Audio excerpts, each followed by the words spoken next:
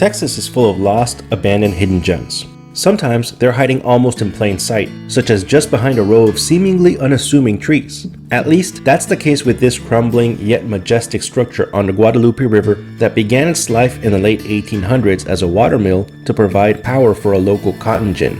However, this place is much more than just a beautiful abandoned building by the river. It's a fragment of the remains of a forgotten ghost town that was once known as Oak Forest, Texas.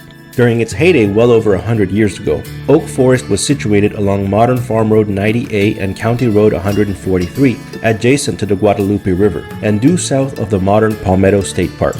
Its origins are traced back to the mid to late 1800s, shortly after the end of the Civil War.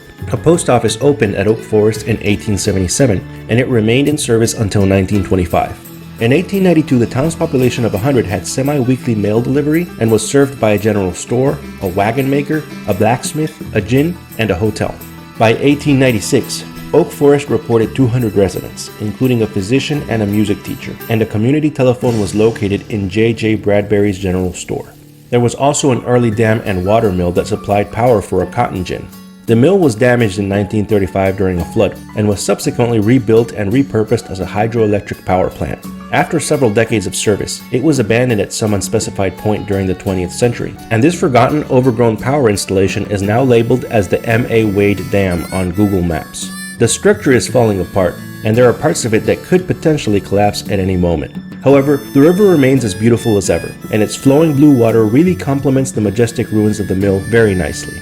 Today, only a few fragments remain of the once bustling community of Oak Forest, including an abandoned general store, several crumbling homes, and the now forgotten former water mill and power plant by the Guadalupe River, which is now completely overgrown and in the process of being consumed by the elements. So, next time you're passing through a boring, crumbling old town in rural Texas, don't forget that if you look twice, there's often more to the story than meets the eye.